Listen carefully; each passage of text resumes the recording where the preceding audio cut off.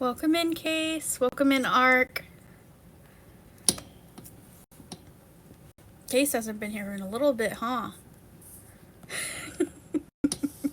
I know you've been busy, dude.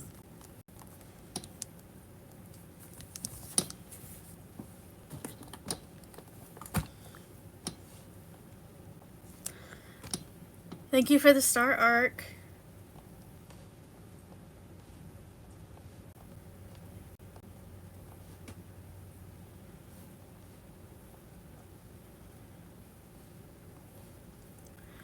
Played and beaten Dark Souls, 3 Bloodborns, and Elden Ring.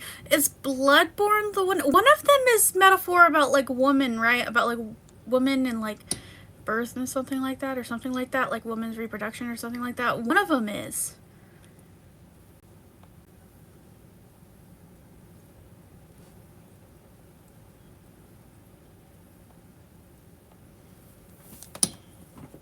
Need to play the others? Don't feel bad, Case. I know sometimes you're pretty busy. Bloodborne is? Okay. I knew one of them it was.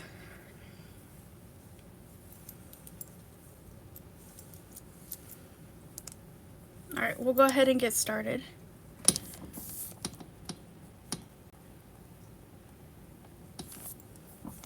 Does have more of an eldritch horror, but yeah, it has birth and stuff like that in it. Arcticus. Well, Arcticus is based off of Arctic. And some of my friends helped me come up with the full name. I don't know if it's based off anything specific. We just kind of went with, because this is Arctic, and then my friends were like, oh, you should just call yourself Arcticus. And I'm like, okay. Because I don't have a last name. That's not a thing that my species really has. Thank you for the star, Lilydale. Alright, let's get started. Let me know if it's too loud or too quiet.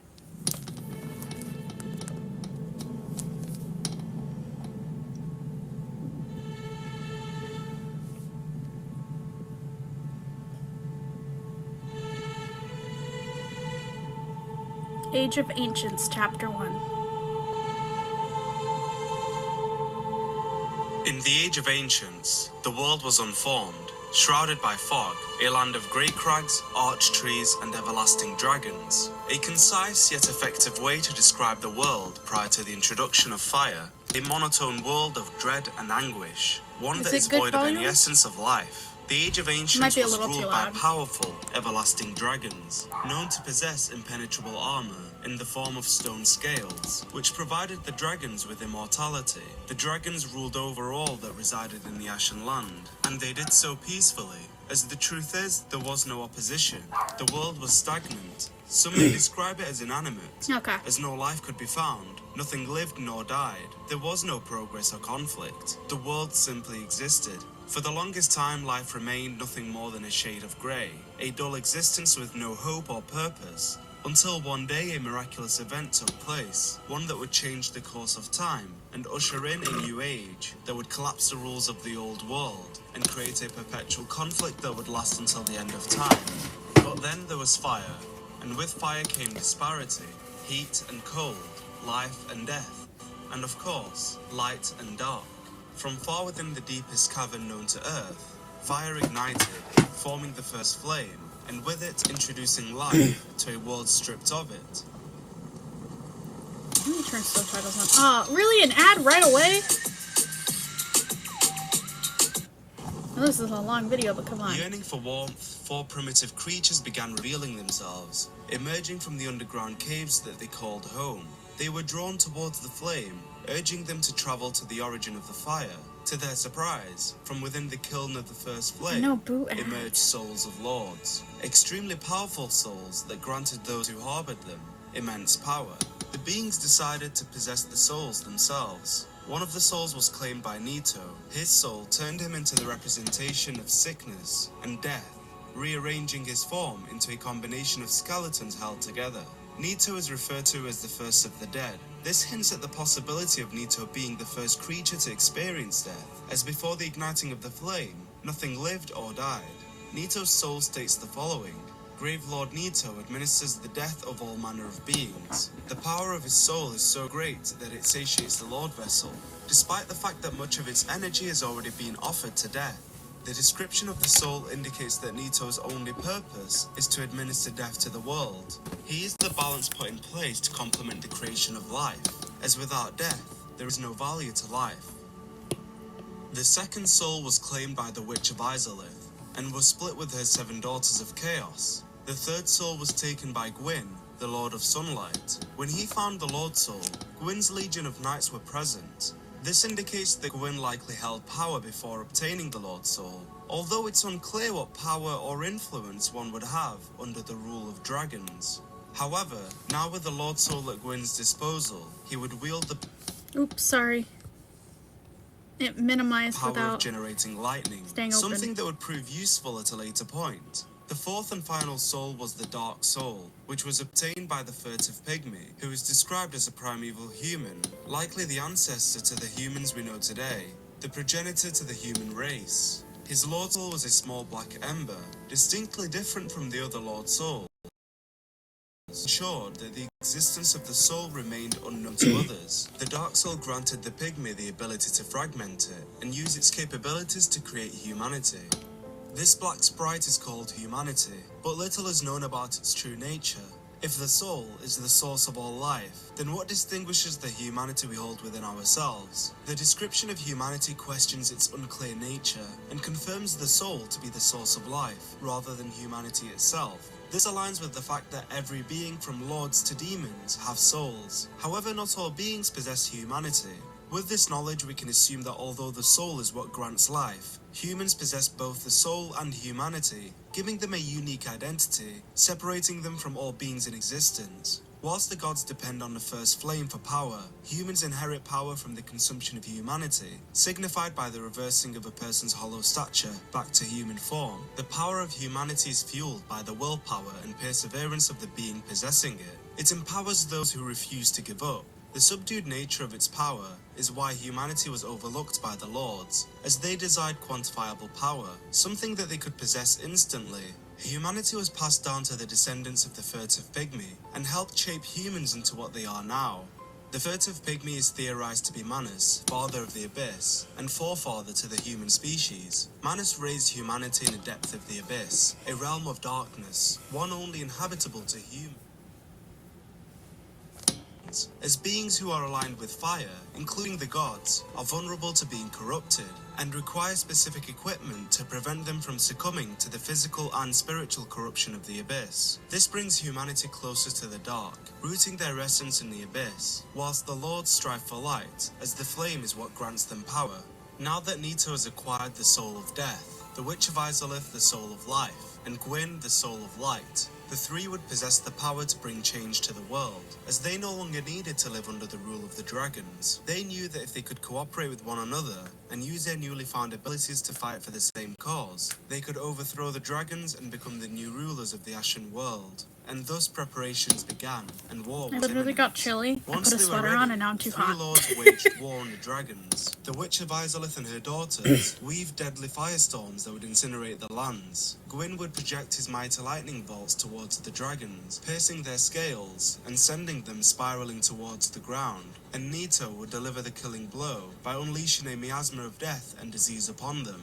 Alongside Gwyn were his 4 trusted knights, one of which was Knight Artorius, who was the commander of Lord Gwyn's army. As described by his wolf ring, Artorius had an unbendable will of steel, and was unmatched with a greatsword. Also involved in the war was Hawkeye Goth, who later details his experience fighting in the battle against the dragons. According to the Hawk Ring, Goth was the leader of the Great Archers, and his abilities with a great bow were unmatched, taking down high-flying dragons, allowing Artorius and his allies to slay the dragons from the ground. Gwyn's third knight was Dragonslayer Ornstein, who was believed to be the captain of the 4 knights, according to Ornstein's armor description. The Hornet Ring reveals that the final knight was Lord's Blade Kieran, who was notorious for using a dagger to lay waste to Lord Gwyn's enemies. The unsung heroes of the war were the humans, who fought as the Ring Knights. The dragon head shield description reveals that the Ring Knights, by command of the gods, stood amongst the ranks who set out to slay the dragons, but their contributions were never lauded. This indicates that the Ring Knights were never honoured for their allegiance, and their involvement was kept undisclosed. They were also tasked with forging armour and weapons to aid in the battle, as explained by the Ring Knight set, stating, "The armour of early men was forged in the abyss." Although for the longest time, the warriors spoken of were known to be the only ones who fought in the war against the dragons, the truth would later be revealed, showing that history had been rewritten, unfolding that there was indeed another warrior involved, one that had been unspoken of for many years, the warrior being Welcome Gwyn's in, Sea firstborn Monster. son, the Nameless King. The Hi, ring of we're the son's listening to Dark firstborn Souls Explained states the right now. following. The son's firstborn was once a god of war, until he was stripped of his stature as punishment for his foolishness. No wonder his very name slipped from the annals of history. This tells the story of Gwyn's eldest son being present in the war. The fact that he's described as a god of war indicates how truly masterful he was in battle. The Dragon Slayer sword spear describes him as a deific hunter of dragons, further amplifying his abilities. With all that being said, what could have possibly happened to wipe this warrior's name from history, denoting him to a failure whose name is forgotten, hence why he is known as the Nameless King.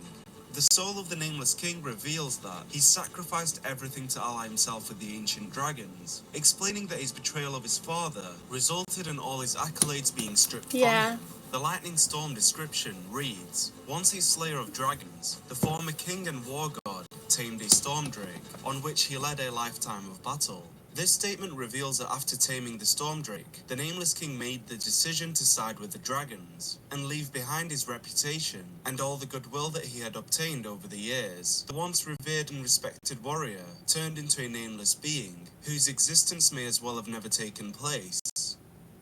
This video is sponsored by War Thunder.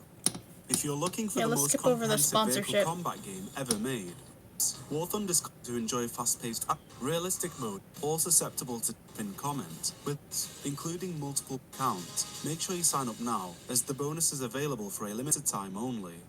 The Nameless King was not the sole traitor of his kind, as during the battle with the dragons, there was a betrayal that took place that would tip the scales in favour of the lords. The dragons were betrayed by one of their very own, Seath the Scaleless. Seath was different from the other dragons. As stated by his name, he had no scales, and this likely enabled him to be envious and resentful towards other dragons. He may have even been treated differently, and thus when the chance presented itself, he took liberty in turning against his own kind, siding with the lords instead. Another reason for his betrayal is Gwyn's promise of giving Seath control over the archives, which is described as having a trove of precious tomes and letters. This would appeal to Seath, as the Moonlight Greatsword informs that Seath is the grandfather of sorcery, and this sword is imbued with his magic, which shall be unleashed as a wave of moonlight.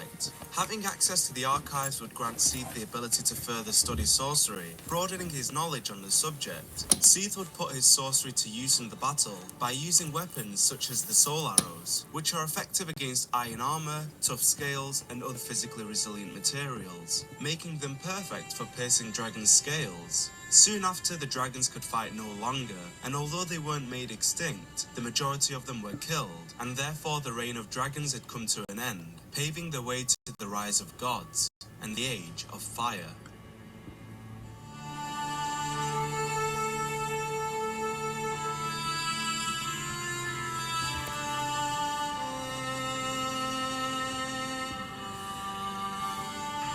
Age of Fire, Chapter 2.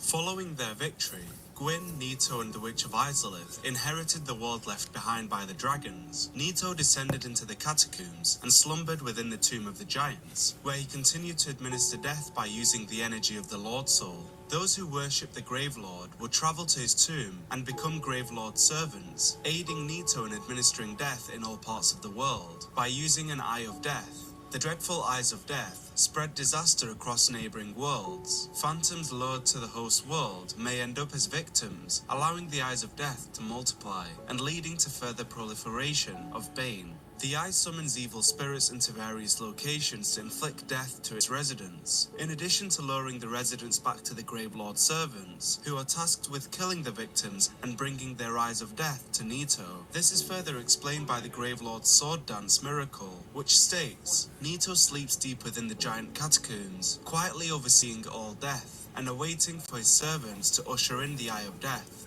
Triumphant against the dragons, Gwyn became the king of Lordran and lived alongside his clan of gods in the city of Honor Londo. They continued hunting descendants of the dragons to ensure that they remained feeble in a world of gods, allowing the lords to develop their powers through practice. Gwyn was generous with his gifts to the majority of those who fought alongside him, but not so much for humanity, who we already know had never been credited for their involvement in the war. Gwyn's attempt to reward the Pygmies is one of trickery and betrayal. According to the small envoy banner, for the Pygmies who took the Dark Soul, the Great Lord gifted the Ringed City, an isolated place at World's End, and his beloved youngest daughter, promising her that he would come for her when the day came. The true intention of Gwyn's gift to humanity is to isolate them at World's End, and ensure that his youngest daughter Filianor would halt the flow of time, leaving them to exist in the past and be forgotten by the world. Also demonstrating Gwyn's fear of humanity is the description of the Ringed Knight set, which reads, "The armor of early men was forged in the abyss, and betrays a smidgen of life. For this reason, the gods cast a seal of fire upon such armor and those who possessed them. A smidgen of life refers to the sprite of humanity within the pygmy, the power of the abyss, a source of strength that can only be utilized by humanity, and so it brought fear to the gods and threatened their reign, as humanity's existence is actively in conflict with the Age of Fire.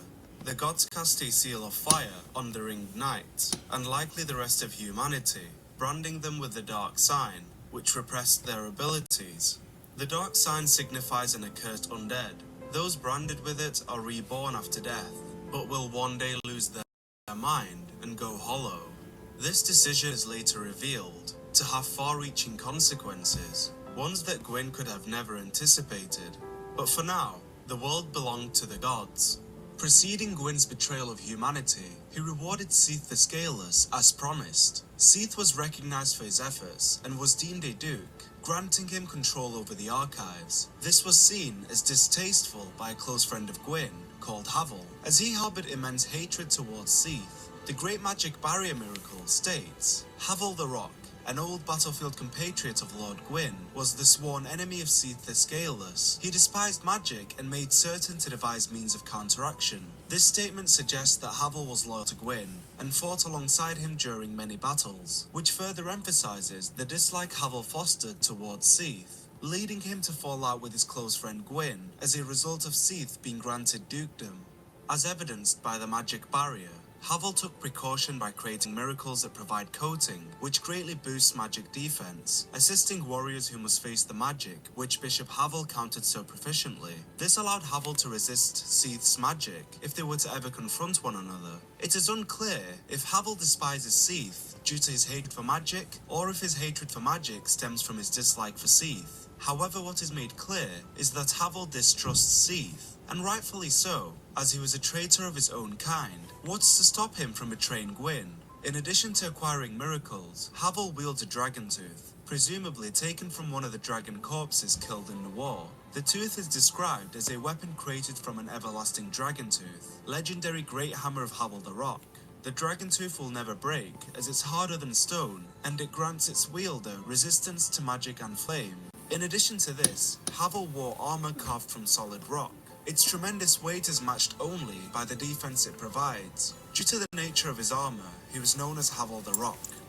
At some point down the line, Gwyn decided to lock Havel in the basement of a watchtower for no clear reason. The watchtower basement key reads, "There are rumors of a hero turned hollow who was locked away by a dear friend, for his own good, of course." This references Havel being imprisoned by Gwyn and states that it was for his own good, as he had turned hollow.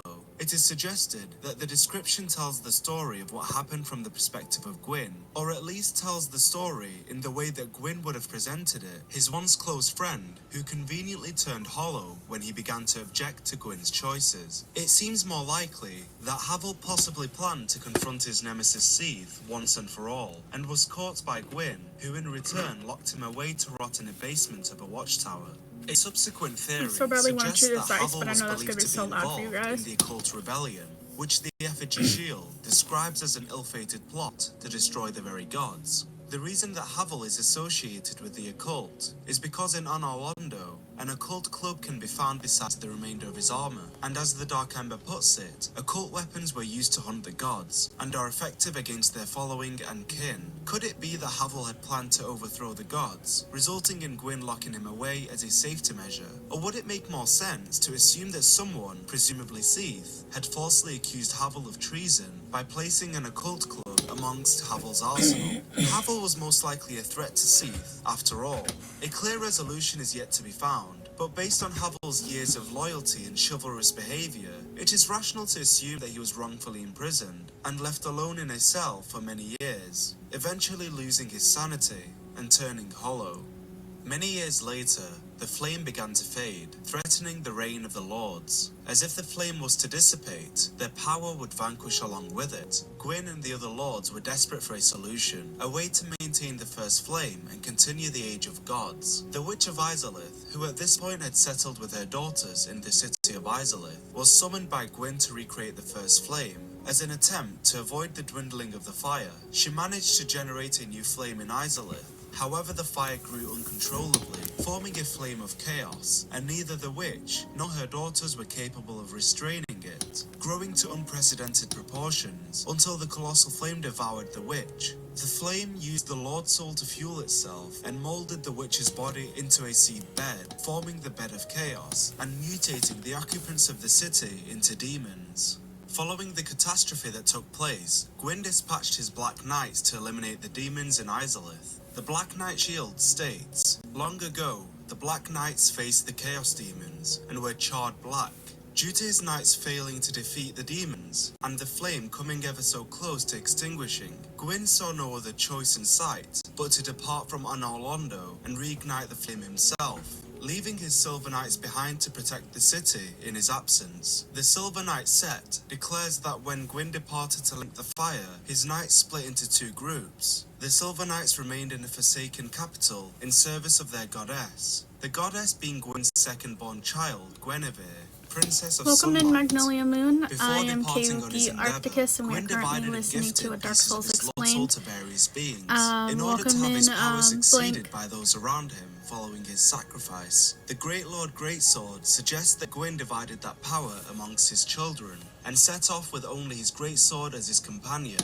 The Soul of the Four Kings explains that Lord Gwyn recognized the foresight of these four great leaders of New Londo, and granted them their ranks and the fragments of a great soul. The remaining piece of his soul was given to Seath, who was clearly a favoured being amongst Gwyn's clan. The soul of Seath the Scaleless reads that Seath was embraced by the royalty and given a fragment of a great soul. With his soul divided, Gwyn entered the kiln of the first flame and sacrificed himself in favour of prolonging the flame's cycle, allowing the fire to engulf him and the Age of Gods to live on. Many of Gwyn's Black Knights ventured into the kiln alongside him, but as evidenced by the Black Knight set, were burned to ashes in a newly kindled flame, wandering the world as disembodied spirits ever after.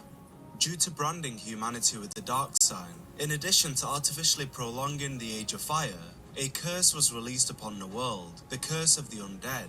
Beings who die reawaken at bonfires, perpetually repeating the cycle of life and death, until they eventually lose their sanity and become hollows. Reaching a state of being hollow is marked by the decaying of the body over time, and once a hollow is killed, they no longer reawaken, but remain permanently dead. This is the consequence of refusing to relinquish the Age of Fire and disallowing nature to take its course. The undead curse is the world's way of correcting the gods' wrongdoings and making way for the Age of Dark, an inevitable state of existence that will at some point take its course regardless of the number of times the light is rekindled. The gods did everything in their power to constrain the dark, from casting the seal of fire on humanity to sacrificing themselves to the flame, not knowing that their actions were futile and would only prolong the arrival of a predestined future, a future of darkness. Once, the Lord of Light banished dark and all that stemmed from humanity, and men assumed a fleeting form. These are the roots of our world,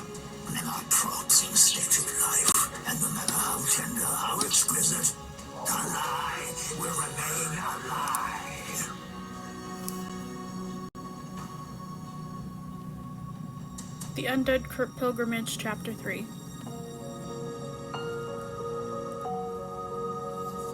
Yeah, that sounded really good. But soon the flames will fade, and only dark will remain. I love a game with good Even voice now, acting. there are only embers, and man sees not Okay, light, I am still cold. I'm only gonna look for my endless phone now. nights. And amongst the living are seen carriers of the accursed dark side. The Age of Fire, although extended, grows weaker, and soon enough the darkness will cast its shadow over the world. With the curse of the undead harrowing the land of ancient lords, little remains but Yeah, the diminishing music hope is for so the future. nice. Here begins the tale of the chosen undead, who awakens I think in the a northern like undead soothing asylum, music a with a prison grim where fairy all tale undead is so beings are nice. confined and left to rot until the end of time. Upon awakening in a cell, the chosen undead is rescued by a mysterious figure, who appears through a hole in the roof and drops a dungeon cell key attached to a corpse. The key reads, "A mysterious knight, without saying a word, shoved a corpse down into the cell, and on its person was this key. Who was this knight, and what was his purpose? There may be no answer, but one must still forge ahead." As advised by the key, the chosen undead forges ahead, as they unlock the cell door and navigate the maze-like asylum.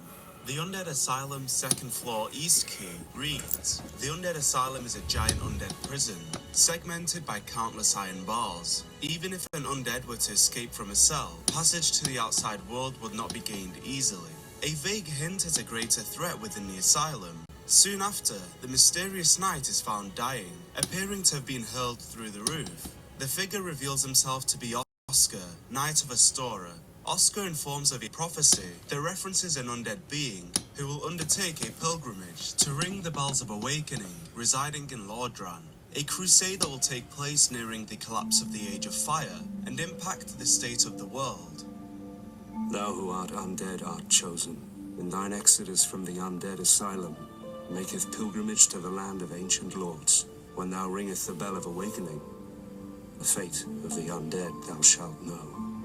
Oscar travels from the faraway land of Astora, a region known for its brave knights, aesthetic landscapes, as well as its masterful craftsmen, as evidenced by blacksmith Andre, who also originated in Astora. Oscar had journeyed to Lordran with the goal of ringing the bells of awakening.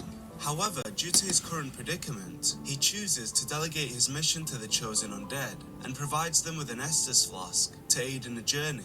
Estus flasks are described as undead treasure that can be filled with Estus. Yeah, if you can find it and recommend it, then we can check it out. This video is very long. This video is like 9 hours long, so we're not watching all of it today. I'm probably only going maybe 2 hours, 2.5, because I gotta get ready for work. By the presence of an asylum, maybe 3 hours. The creation of this demon is likely a side effect of the Witch of Izalith attempting to duplicate the first flame, and was placed in the asylum to ensure that no undead is able to escape. A blockade of sorts. Oh yeah, I like the lengthy videos that we can work on and watch together. Makes sense of why Oscar was found dying, revealing that he had fought the demon and lost. The demon's great hammer states that the weapon is used by lesser demons at Northern Undead Asylum, implying that the Asylum demon is among the inferior ranks of demons, an indication of the challenges yet to come. Defeating the Asylum demon grants the chosen undead the Big Pilgrim's Key, which allows them to escape the prison and begin their quest. Exploring beyond the Asylum leads to the discovery of a giant crow, one of many ravens who are said to have once been Firelink messengers, guiding the undead to the land of ancient gods. Fulfilling its duty, the crow carries the chosen undead to Lordran, delivering them to Firelink Shrine, a safe haven to all travelers passing through. On arrival, the chosen undead is greeted by a crestfallen warrior, and it's made apparent that this person is very well aware of the undead pilgrimage, likely to have assumed this task himself at some point in time. He informs the chosen undead that the first bell of awakening is located above the undead church, whilst the second is deep in the ruins of Blighttown. His posture, coupled with his dialogue, revealed that he had failed to ring the bells himself, and is now a demoralized soul, lingering around Firelink, watching those who pass by, with no real purpose. He is an example of a defeated soul, someone who couldn't persist, and was beaten down by the cruelty of the undead curse. A sign of his discouragement is shown when he states, "There's no salvation here. You'd have done better to rot in the undead asylum." The warrior follows up by asking about another occupant of Firelink Shrine, stating, Oh, have you seen that terribly morose lass, the Firekeeper? She's stuck keeping that bonfire lit. Sad, really. She's mute and bound to this forsaken place.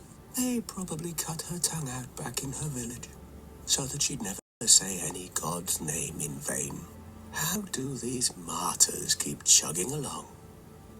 The person in question is Anastasia of Astoria, Among Us referred collab to right as a now. I forgot firekeeper, about it. someone who's committed I to thought that was maintaining their later. respective bonfire. The Firekeeper soul explains, each Firekeeper is a corporeal manifestation of her bonfire, and a draw for the humanity which is offered. Tea sensitivity is so common. It immediately feels Ravelum, like somebody's both Avalon cooking and directly on her. I Ravenous recommend from sensitivity. FSP To Union. her, her soul is The gnawed big-ass by collab. infinite humanity I forgot and about can it. boost the power of the Because precious nobody Estus comes out with their font. schedules on time. I Anastasia's make my story schedule on proceeds beyond her Sunday, and sworn nobody comes out with their duty, as on schedules till like several Tuesday. occasions, she's referred to as impure, but the reasoning for such claims are never revealed. It could be related to why her tongue had been severed, possibly due to saying something that was perceived as impure, resulting in her punishment being the removal of her tongue. It appears that she had suffered further punishment, as she sports a blood-stained skirt, which can later be acquired. The description of the skirt reads, "It is thought to have once been the white skirt of a maiden, but its true origin is lost in patches of blood. Perhaps its former wearer was maimed to prevent escape." This statement reinforces that Anastasia was at some point tortured, having her legs impaired as to prevent her from walking, or rather escaping. What could she have possibly done to justify such cruel punishment? Until this day, it remains a mystery. Surveying the area surrounding Firelink Shrine reveals a man named Petrus of Thoroland, an advocate for the Way of White, a religious covenant dedicated to hunting down the That undead dude is very and kindling thick. bonfires as a means of sustaining the Age of Fire. The head bishop of the Way of White is described by the White Seance Ring as an apostle to Allfather Lloyd, uncle to Lord Gwyn. This suggests that Allfather Lloyd was likely associated with the Way of White, although it's unclear if he was the founder of the organization. Following Gwyn's sacrifice, the Way of White was formed in service of the gods, to ensure that the flame remains ignited and the gods preserve their power. The Covenant, along with Petrus, both come from the land of Thoroland, which is known for its devotion towards Allfather Lloyd and the former Lord of Sunlight, Gwyn. Petrus is later joined by Rhea of Thoroland, alongside her companions and bodyguards, Vince and Nico of Thoroland. Rhea is the daughter of House of Thoroland, making her royalty, but due to becoming undead, she was made to depart from her home and undergo the undead mission to restore her humanity once more. Rhea and her companions had travelled to Lordran to seek the rite of kindling, described as a sacred rite passed down among clerics, but all undead can imitate the process in the same manner that they restore their hollowing with humanity. Petrus is seen guiding Rhea on her journey, and he appears to be friendly and accommodating at first. However, his presence permeates sinister overtones. For now, in pursuit of the first Bell of Awakening, the chosen undead relocates to the Undead Burg, where they are met with another creation of the Witch of Izalith, the Taurus Demon, a large Minotaur-esque creature, wielding a weapon carved from the bones of other demons. The demon's great axe also implies that Taurus demons are lesser than their counterparts, indicating that once again, greater threats are yet to be uncovered. The chosen undead once more proves worthy, slaying the Taurus demon and marching forward towards their objective. Within the Undead Burg, various characters can be met, one being Solaire of Astora, the warrior of sunlight. I am Solaire of Astora, an adherent of the Lord of Sunlight. Now that I am undead, I have come to this great land, the birthplace of Lord Gwyn, to seek my very own son. Solaire is on a mission, determined to find his own son. The Sunlight Talisman describes Solaire as having unwavering faith, and his armor of the sun is marked with a large holy symbol of the sun, while powerless was painted by Solaire himself. Solaire states that he is an adherent of the Lord of Sunlight, Lord Gwyn himself, making sense of his motive to find his very I'm, own like, son, trying conscious to, like, of the stay world alert. nearing I am the end so of an bad. era. As I went to darkness bed way too diminishes late the last light, night. Solaire What aims was to that, ally like, himself with other undead 10:30, beings 11? and offers to I help woke up if he super was early. ever to be called upon by the I'm chosen like crazy undead. tired. The way I see it, our fates appear to be intertwined. Both undead, both imprisoned in the asylum, and now we both end up here, in a land brimming with hollows. Yeah, I might make stream Could that 2.5 really be hours just so mere I can take a chance? nap before I get So ready for what do you work. say? Why not help one another on this lonely journey? We are amidst strange beings in a strange land. The flow of time itself is convoluted, with heroes centuries old phasing in and out. The very fabric wavers, and relations shift and obscure. There's no telling how much longer your world and mine will remain in contact. With that said, Solaire and the chosen undead go their separate ways for now. Okay, that's not last night, that's this morning. This leads That's... to the lower undead bird. 5 where a a.m. is not sorcerer last by the night, name that's of this Griggs morning. of Vinheim can be found trapped in a room. Vinheim was infamously known for its dragon school, an organization that specializes in I have to go teaching through on all of sorcery. my It is recordings rumored that for the my school's streams name was and like inspired crop by the none video other than because Steve I the keep Scaleless. forgetting to turn Freeing off Griggs the from the pop-up locked notifications room on my reveals iPad his that armor to be records. the Black Sorcerer's set, which is described as an It outfit keeps having worn by the pop-ups of every secret stream sorcerers starting at on Vinheim YouTube, and Dragon I'm like, School. I gotta turn They that off. secretly work with sound-based spells and 'Cause never it's reveal annoying. themselves. This hints at Griggs being a prominent figure within the Vinheim Dragon School.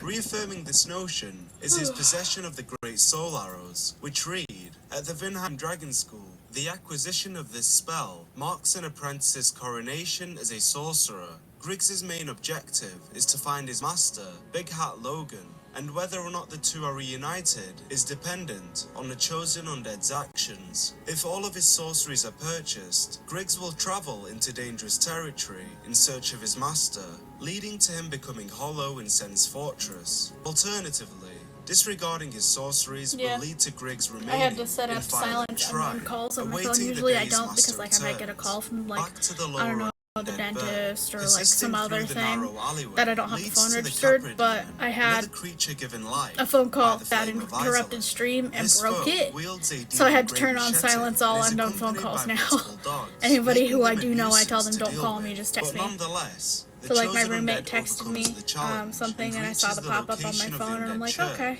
Roaming the environment can lead to the discovery of Because knights she sent me the Lautrec address of the Corinne, place I'm who going to be can staying seen at. locked in a cell on the I'm top going floor to a of the convention church. and I'm staying The at people a of friend's Corinne, place, similar to those of but my Thorolund, roommate had the are address. worshippers of gods. Lautrec himself being devoted to Fina, a goddess described by the Ring of Favour and Protection as having fateful beauty. The Favour set states that Lautrec believed in the goddess's love for him, but was this love truly reciprocated, or was Lautrec disillusioned by his love for Fina? At this point, the chosen undead can choose to free Lautrec, resulting in them Yes, being a rewarded plushie for take their with me, efforts. 'cause I don't However, think- regardless of the chosen undead's I intervention, probably Knight could Lautrec commission, is yeah, able I to probably break could free from the commission cell a plushie and can later of be me, found in because there's Firelink someone who Shrine. does like crocheted plushies of Returning to people. Firelink at a later point in Because time, I do it want is to revealed that the eventually get an bonfire actual had official faded, plushie and to the like sell firekeeper and stuff. Anastasia had been murdered by But the that's gonna be a Knights while of because I Corinne, have to have a Lautrec. big enough It following is to said actually want to that buy Lautrec it, had because it's a little forsaken bit of his an duties investment. as It's a like knight, $300 leading to his investment total. appearance in Lordran. That's including However, the the fees mission from he the states that artist he's and the on production remains fees and stuff like that. speculatory. It can be surmised that his mission was to track down Anastasia So I and want acquire to make her it, firekeeper because I soul, want one, which would explain his but I'd have to actions. produce them Using the Black Eye Orb, to sell, so I gotta Lautrec wait can for be demand. invaded in Anor Londo and So found in until then, possession I of the probably will get a firekeeper crocheted soul. one, but not anytime soon Curiously, because I yet don't to have the extra money to consumed get a it. Could it crocheted be right now that because he I think had it's a little neglected to expensive. use it, or did he have other intentions? So I just need a with the little guy soul? to take with me, Nonetheless, because I have the my like chosen hollow undead star defeats ones and Lautrec stuff, but uses the firekeeper soul those to revive pictures are usually Anastasia, for my now with other her account, autonomous so I want dawn, something while to take pictures for you guys. simultaneously reigniting the Firelink bonfire. Reaching the rooftop, the chosen undead slays the bell gargoyles, safeguarding the passage So I just need a little to the guy I top can of the put either church, hang on my and bag rings like the a bell of keychain, awakening, or put inside successfully my bag. completing the first task of the undead pilgrimage. Descending the undead church will lead to the discovery of Oswald of Karim, a pardoner who I'll do provides streams the absolution weekend for I'm those gone. who have I'll probably sinned. do really short ones Oswald's though, riddle-like dialogue like 30 warns minutes. of Petrus of Thoroland, stating the following. But I'll be taking you guys places because I don't want to stream inside. Oh wait a second, I want to listen to this. I wager you two has likely found much in common. For is he not too drenched in sin? I choose new clinical enamel strength because there's clinical Ads. evidence to support that it does strengthen the enamel. And it won't let me skip it. This warning There we go. implies that Petrus is a sinner, foreshadowing events that are yet to come. But yeah, for now, I'm probably the gonna do, chosen like, undead really knows short not to streams. trust Petrus, however cordial he may appear. Traveling I'm through thinking the undead about making a parish leads to the throne because, uncovering especially of for a like, dark and deadly forest, because my birthday's on the known as the 22nd of Dark September. Root I definitely Garden, want to make a home to throne the before Forest that, Hunter Covenant, just in and case. But I want to make a Alvina throne of the because I want to Dark add Root Wood. PC parts, and I'm if anybody wants to help, they can help me Alvina get of closer the to getting a Darkroot PC. Wood. I command a clan of hunters who track down defilers of the forest graves. What dost thou say? Wilt thou not join us? Alvina offers the chosen undead to join her covenant, a group of hunters working in service of protecting the forest from invaders and ensuring that the graves are not meddled with. It is likely that Alvina is in some way connected to Knight Artorius and his companion Sif. To what extent is unclear, however. The legend of Artorius is revered by many, known as the Abyss Watcher, the saviour of Ulasil. What's the implication of Alvina referring to his legend as a mere fabrication? Although unknown for now, later revelations will bring clarity to such accusations. Another figure who can be found within the forest is Shiva of the East, a member of the Forest Hunter Covenant, distrusted by Alvina as she believes that he withholds self-serving desires beyond the Covenant's goals. Shiva had migrated from distant eastern lands, home to many assassins and swordsmen. The Shadow Set reveals that some Eastern armor is crafted with espionage in mind for those who intend to remain incognito, whilst the Eastern Set is crafted for more traditional battles, with excellent defense against slash attacks. Shiva will only appear if the chosen undead agrees to join the ranks of the Forest Hunters, and would make a return in Blighttown, offering many exotic weapons for those willing to pay the price.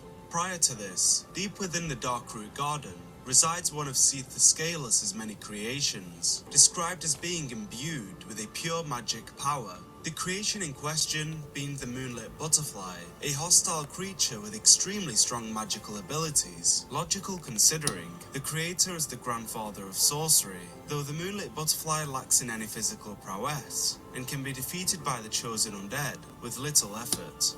Treading along, the chosen undead crosses paths with Laurentius of the Great Swamp, dealing with the adversity of being trapped in a barrel. If Laurentius were to be freed, like many, he would later be found in Violink Shrine. As evidenced by his name, Laurentius comes from the Great Swamp, described by the Pyromancer set as having rugged grasslands and treacherous swamps, a relentless place occupied by many pyromancers. Those originating from the Great Swamp often travel to Lordran, as in most regions, pyromancers are frowned upon. Lordran, however, respects those who indulge in pyromancy, as after all, Lordran is home to the godmother of pyromancy, the Witch of Izalith. Before reaching Blighttown, the chosen undead can confront the gaping dragon, located in a large open chamber in the depths. This adversary is described as a distant, deformed descendant of the everlasting dragons. This is likely the result of the first flame being ignited, turning the dragon into an inferior being to those who came before. Once the fight is over, the chosen undead can head into Blighttown, said to be the location of the second Bell of Awakening. Whilst traversing the dark and complex pathways of the underground city, Quailana of Izalith can be found, unexpectedly retaining her human form, unlike her mother and siblings, who to some extent were transformed into demons. Prior to the catastrophe that took place in Izalith, Quailana was an avid user of fire sorcery. She, along with her sisters, are recounted as flame witches. Following the consumption of Izalith, Quailana fled the city, assuming that her mother and siblings had been killed, knowing little of the fact that they all survived. Following her escape from Izalith, Quailana became the creator of pyromancy, possibly due to the trauma caused by the creation of the Chaos Flame, opting to use a safer method instead. Quailana shared her mastery of pyromancy with her student Solomon, who then passed the knowledge onto the people of the Great Swamp, explaining why many pyromancers originate from there. In a final plea to the chosen undead, Quailana demands that they free the consumed souls of her mother and siblings by slaying what remains of their corrupted bodies, blissfully unaware that although formed into demons, their consciousness remains intact and not in need of salvation. If the chosen undead chooses to acquire pyromancies from Quailana and make a return to Violink Shrine, Laurentius will question the chosen undead, asking them where they had obtained such power. If the answer is kept a secret, Laurentius will remain in Violink. However, if informed, he will relocate to the Blighttown Swamp, where the daughter resides, in search of the power obtained by the chosen undead. Alas, Laurentius would later be seen wandering Blighttown as a hollow, revealing that he had failed in his quest of obtaining further power and had lost his sanity in the process. I am stuck on More ads. Band-Aid friend 'cause Band-Aid stuck on me.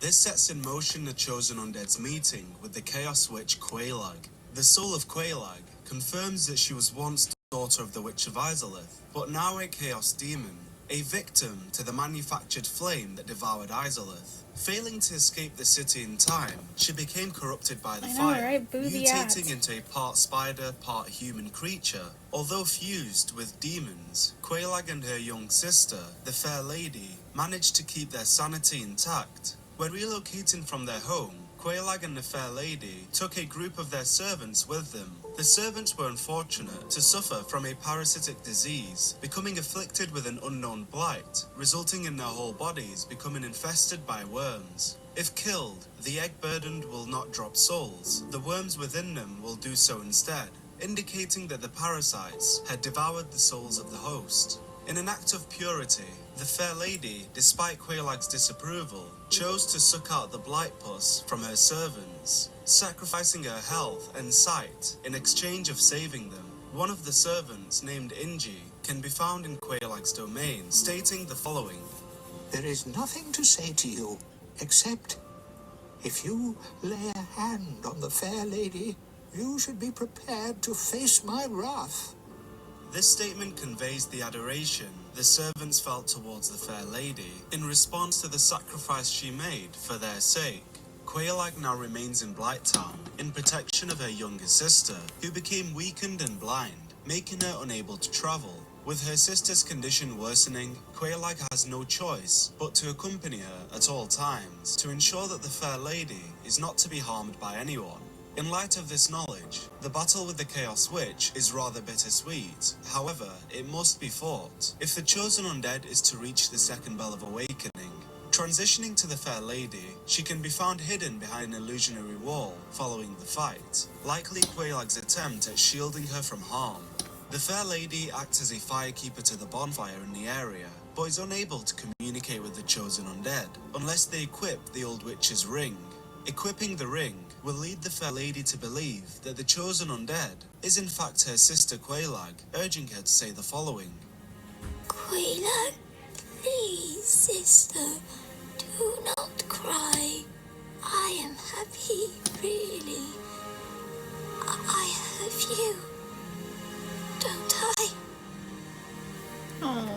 Believing that her sister Quelaag stands before her, the Fair Lady reassures her not to cry, expressing that she is happy, although in reality, she suffers day by day, endlessly living in anguish since her sacrifice. Interestingly, she attempts to comfort herself when stating, "I have you, don't I?" trusting that her sister remains by her side during her times of need. Yet the quiver in her voice questions the very words she speaks, as she slowly begins to lose her faith in her own self, knowing deep down that her sister is gone. One day, the Fair Lady's corpse would be discovered by an Ashen One, hidden behind the veil of an illusionary wall, clasping the pyromancy tome of her sister, Quailana. Oh, that's sad. A tale as tragic as the Fair Lady's is only matched by none other than her own brother, Ceaseless Discharge, the youngest child and only son of the Witch of Izalith. Born with sores inflamed by lava, the child was raised in hardship, invoking his sisters to enchant a ring that would ease his pain. The orange charred ring reads, since his sores were inflamed by lava from birth, his witch sisters gave him this special ring. Worsening his already dire existence, the duplication of the first flame resulted in him morphing into a large demonic creature, making him the first ever demon to come to life. Ceaseless now lingers in the demon ruins, watching over the corpse of his supposedly deceased sister, Quailana, who we now know is alive. The corpse is accompanied by Quailana's gold-hemmed black set, a uniform said to have been worn since before the Age of Fire. When traversing the ruins, Ceaseless does not become hostile towards the chosen undead. That is until they decide to loot the clothing of his beloved sister. His sister's clothes is all that is left for him to remember her by, his only source of comfort in a life of solitude. opting to believe that his family still watches over him till this day. Freeing him from this pitiful existence, ceaseless discharge is laid to rest, after suffering for 1,000 years, unaware that his sister was still alive. Finally, the chosen undead reaches their destination, ringing the second bell of awakening, and causing the gates of Sen's fortress to open, unlocking the pathway to the land of ancient gods. If the chosen undead is to visit the fortress prior to ringing the bells, the gate would be sealed closed, and an undead adventurer would be helplessly sat outside, unable to reach Anor Londo.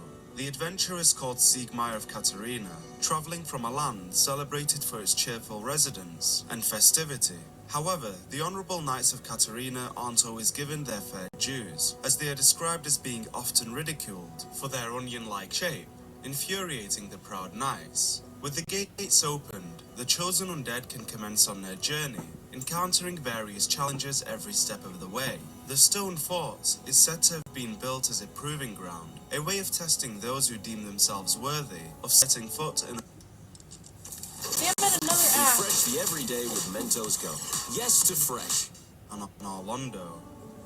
Making their way through Sen's fortress, the chosen undead is challenged by armed guards resembling serpents, titanite demons, a diverse range of traps, and many other environmental hazards. Delving deeper into the fortress, the chosen undead is reunited with Siegmeyer, who is once again halted on his adventure, unable to overcome one of the many traps built within the confines of the stronghold.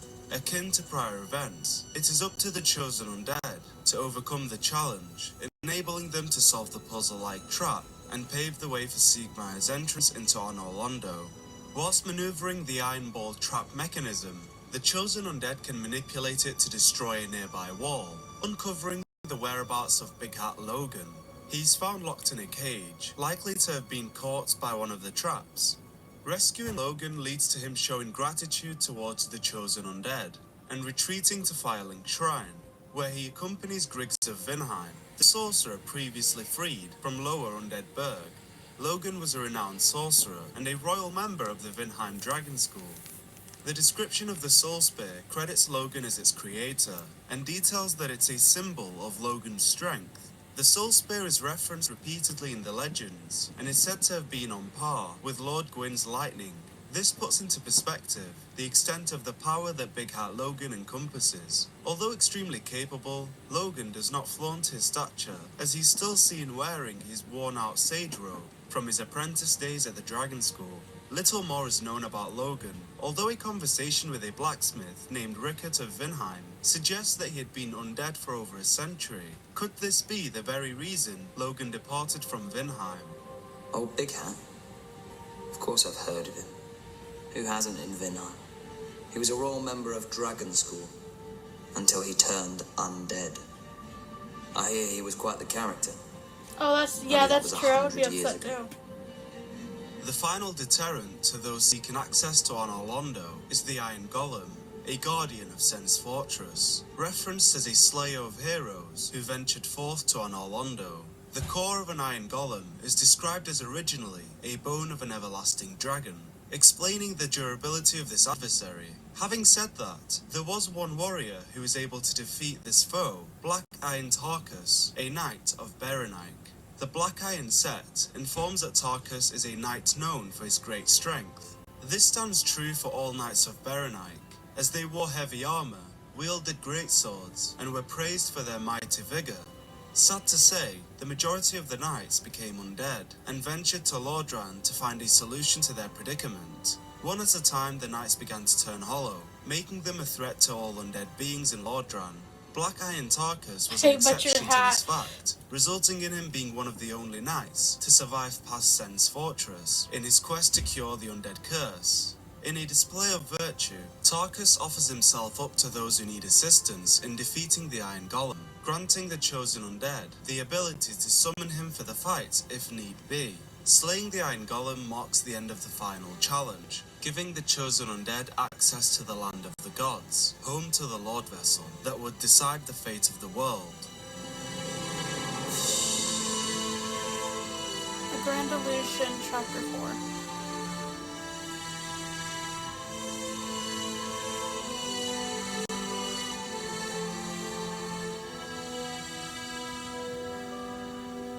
Honor Londo was abandoned by many since the absence of Gwyn, who left the city behind over 1,000 years ago. Yet the kingdom appears to have maintained its beauty, as well as the preservation of its marble structure, a peculiar surprise to say the least. Perhaps this is something to be investigated at a later point. Exploring the ancient land reveals the remaining guardians of Honor Londo, the Sentinels, and their higher-ranking counterparts, the Royal Sentinels, who will become hostile if the chosen undead oversteps their boundaries. In addition, Batwing demons are present throughout the land, the same demons that provide the chosen undead passage into the city. Perhaps this is the extent of their duties. If so, what's the reason for their hostility? It's possible that there are limits to where foreign beings are permitted to roam. The Batwing demons are described as unique chaos demons, as unlike others, they are imbued with lightning. Their presence in Honor Londo could also be an indication of Gwyn's alliance with the demon race. Also guarding Honor Londo are the Silver Knights, who as previously mentioned were ordered to stay behind by Gwyn in service of protecting their goddess Guinevere.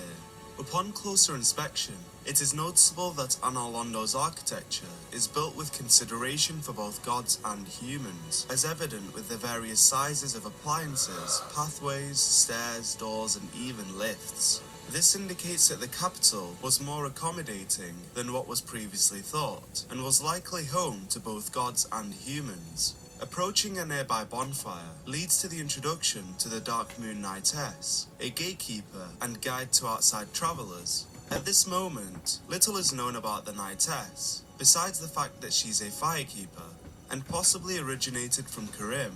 This can be speculated based on her weapon of choice being a parrying dagger, a favourite of the Knights of Karim, who are famous for fighting without a shield.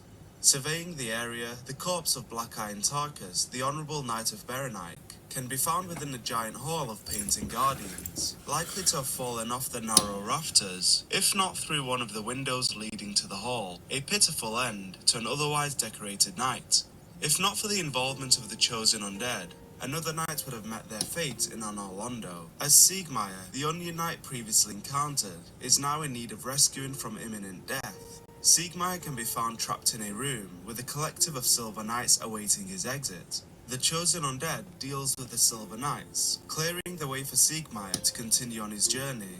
Interestingly, before departing, Siegmeyer says, "Next time give me a chance to come up with a plan." The slight aggression hints at his frustration with being saved. The prideful knight that he is would rather use his resolve to overcome an obstacle, or at least die trying, than to be constantly indebted to the chosen. Get a large two-topping Crazy Crust pizza for $6.99 from Little Caesars. Look at that buttery flavored garlic spread sprinkled with Parmesan. Try Crazy Crust for $6.99 for a limited time. Chosen undead. Within a giant cathedral in Honor Londo reside the greatest threat yet to be faced, Dragon Slayer Ornstein and Executioner Smo. As we already know, Ornstein was once a member of the Four Knights of Gwyn. After the gods abandoned Honor Londo, Ornstein alongside Smo remained stationed to guard its cathedral, and with it, the Princess of Sunlight, Guinevere. Executioner Smo desired to be a member of Gwyn's Knights. However, he was rejected due to his unhinged behaviour and maniacal joy in being an executioner. Smo's hammer describes him as such. Smo loved his work and ground the bones of his victims into his own feed, ruining his hopes of being ranked with the Four Knights. The implication that Smo possessed cannibalistic tendencies likely led to him being regarded as nothing more than a savage, unworthy of being amongst Gwyn's ranked knights. With his wild nature, it is no surprise that if Ornstein is to be defeated first in the fight, Smo crushes his body to absorb his power, with little respect shown to his compadre. If the roles were to be reversed, Ornstein would place his hand on Smo's body as a gesture of respect before absorbing his power, a clear difference in their moral disposition. Upon defeating the pair, Princess Guinevere reveals herself, claiming that the chosen undead's duty is to succeed her father Gwyn and inherit the fire of their world. She pleads that they must end the eternal twilight, as the world without fire shall be a frigid and frightful dark. I am Kate In addition to Arcticus, this, and we're Guinevere listening to provides the Dark chosen Souls undead Explained. with a Lord Vessel, a means to link the flame and prolong the age of fire. The Lord Vessel is bestowed upon the chosen undead, who is Interesting. destined to succeed Lord Gwyn. To open the final door, place this vessel on a filing altar and fill it with powerful souls. These instructions suggest that the chosen undead must acquire the soul of Grave Lord Nito and the Bed of Chaos, as well as the souls of Seth Scalus and the Four Kings, which previously belonged to Gwyn before he fragmented his soul and gifted it to them. Placing the 4 souls on the altar will grant access to the kiln of the First Flame, where the fate of the world will be decided. If the chosen undead was to be oblivious to the synthetic behaviour of Guinevere, or as previously mentioned, the unnatural preservation of Anor Londo for the past millennia, they would leave the capital in pursuit of the required Lord Souls. However, with further investigation, it is revealed that the entire construction of Anor Londo, along with Princess Guinevere herself, is naught but a grand illusion, a facade orchestrated by none other than Dark Sun Gwyndolin, the last born of Lord Gwyn. Gwyndolin is the last remaining god and protector of the forsaken city of Anor Londo. The Moonlight Robe explains that Gwyndolin was raised as a daughter due to the power of the moon being strong within him. With his father being the Lord of Sunlight, he likely viewed Gwyndolin, or rather all who were affiliated with the moon's power, as inferior, resulting in Gwyndolin being treated less than adequately by his father. It is probable that the moon is also a reminder of the inevitable Age of Darkness, the bane of Gwyn's existence. Gwyndolin now leads the Blade of the Dark Moon Covenant, which was created to punish the guilt-soaked offenders of the gods. Upon punishing the offenders, members of the Covenant would take the victim's ear as proof of their conquest and provide it to Gwyndolin in exchange for having their rank increased, leaving the earless corpses as a warning to others, inspiring both fear and respect for the gods. The Dark Moon Blade Covenant ring states, Gwyndolin, all too aware of his repulsive, frail appearance, created the illusion of a sister Guinevere who helps him guard over Anor Londo. An unmasking of these deities would be tantamount to blasphemy. To pull back the veil placed upon Anor Londo, one must destroy the illusion of Guinevere, resulting in the city darkening, and Darkmoon soldiers being deployed by Gwyndolin to hunt down a chosen undead. Patients make a choice between wanting whiter teeth or having sensitivity protected teeth. Now, they don't have to make that decision. Sensodyne Clinical White gives 2 shades whiter teeth, 24/7 sensitivity protection, and it's safe for the enamel. My patients will love it. With Toyota's national sales event, you can take your next tailgate anywhere. Who the hell put the TV on their tailgate? Now score a low $279. Also, who has a tailgate party not at the game? The whole point of a tailgate party is to go at the game. Alternatively, the illusion can be maintained. I've been to a tailgate party. Using this as an opportunity I don't remember to much of deceive it. Gwyndolin, posing as an adherent who wishes to join the Blade of the Dark Moon Covenant. To achieve this, one must acquire the Dark Moon Seance Ring, which is outlined as a ring that is granted to adherents of Gwyndolin. Once the ring is equipped, the chosen undead is able to approach Gwyndolin's sanctum within the Dark Moon Tomb under the guise of an ally, only to betray Gwyndolin by traversing through the fog and slaying the last remaining deity. It's fun if you know the people there. I went to one where I didn't know anybody because they were all the friends and family of my partner, and so I just sat there drinking the whole time and drank way too much. Ironically turned out to be no more than an illusion himself. So I don't remember that game. Not like I actually liked football. I only went because my partner liked football and paid for the ticket. The brass set explains the sudden change of alliance from the Knightess, expressing that, after becoming undead, she visited the Dark Sun Gwyndolin at the Mausoleum of the Spiral Depths, became a Blade of the Dark Moon, and assumed the flame-keeping duty. She received this armor, which hides her hideous form and helps her hunt the guilty. In her eyes, the chosen undead is the guilty, committing the worst sin imaginable by way of slaughtering her god, which she had placed all her faith in. Becoming aware of the illusion placed on Anor Londo, it is logical to begin questioning all that had taken place this far. To what extent had reality been altered in favor of displaying a model city? Ornstein's armor originally states that he had remained in the Grand Cathedral. However, many years later, studying the Dragon Slayer set will bring light to the possibility that the Ornstein faced in Anor Londo is in fact a creation of Gwyndolin, another pawn within the Grand Illusion. The Dragon Slayer set reads, in the Dragonless Age, this knight, who long guarded the ruined cathedral, left the land in search of the Nameless King. Smough may have also been an illusion. Reinforcing this theory is the description of Smough's armor, which references Smough as an executioner. However, many years later, Smough's armor would refer to him as the last knight to stand in defense of the ruined cathedral. How could he have risen to the rank of knight if the chosen undead had killed him in Anor Londo? Perhaps, soon after Ornstein left the cathedral, the real Smough followed suit, and at some point became worthy of the rank of knight. I did a bunch The of mystery stuff. remains to be. Actually, no, I was the kid that wasn't really in much. If the one My siblings were in soccer. My brother was in baseball as well. That following My brother Gwyn's tried sacrifice, football. Ornstein departed from the I wasn't really ever cathedral put in any to sports. reunite with his former master, the Nameless King.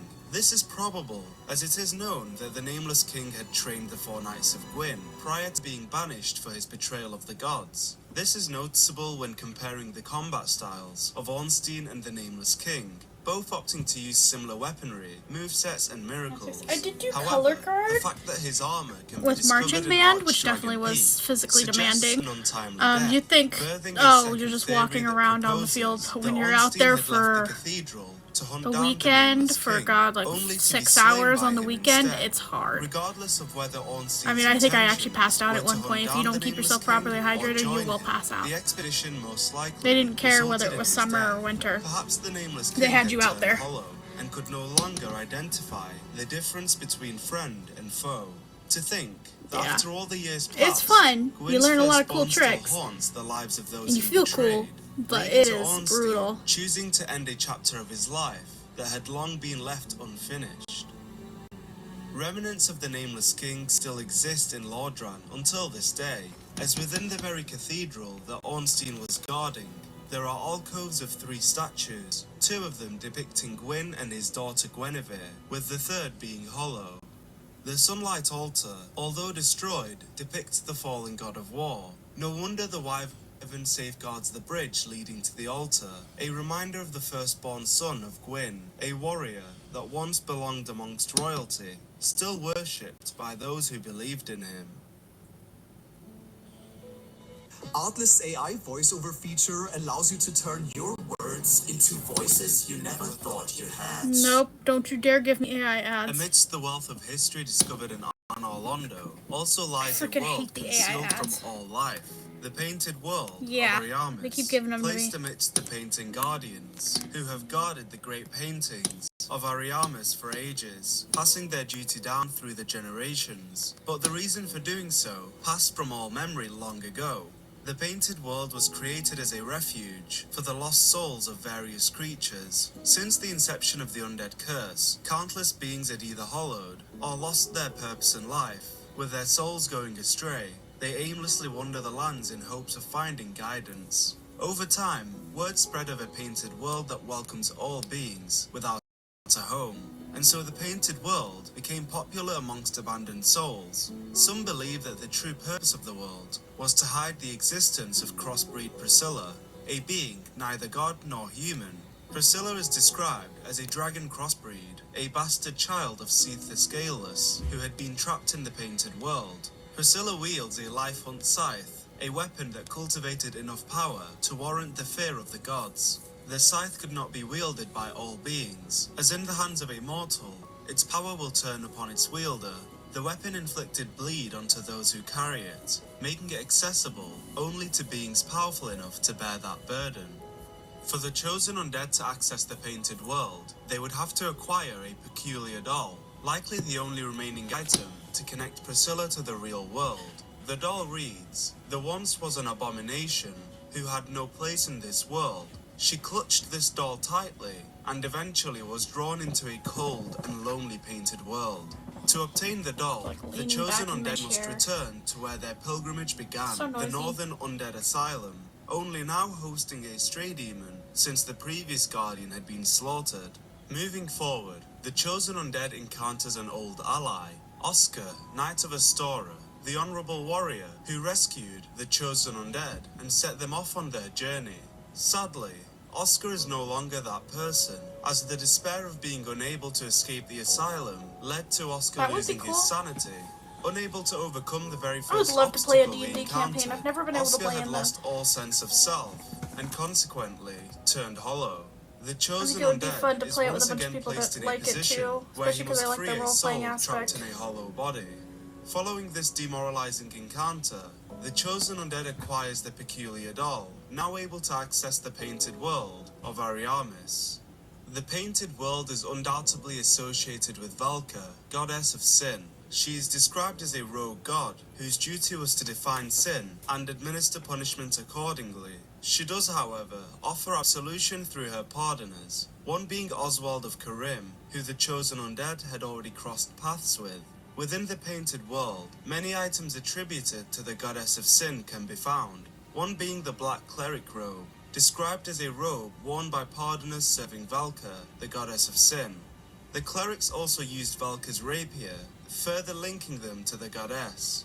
The Ring of Sacrifice references a sacrificial rite of Valka, showing the extent of the influence she had on her followers. The influence extended beyond those who worshipped her, What as if the you Vow did, of Silence explains that Valka you probably is don't, you don't versed in have arts memberships, both definitely. new and old, and is Crimson considered Ruse to have did a it. great I range of will look influence, up even as gods are the concerned. program. There is a Whilst program exploring the used for painted map world, making, crow demons can be and there's seen also a surrounding program, dark game ember, you can use located on a to petrified roll for like corpse the of a development blacksmith. of cities Dark and stuff. embers are used to ascend And you can occult develop weapons. a The custom fact world that for your crows are a D&D and symbol do of streams of Valka, you developing it. coupled with the knowledge Ruse that does it. Valka's rapier Crimson is Ruse, he imbued has with occult memberships power, that are like it is 8 highly hours possible long, and that I Valka watched was every to single one some of them. I was there degree for every involved single with the one, occult where rebellion. he from Her scratch betrayal of built gods the could be why she's referred to as what's a it rogue called? deity.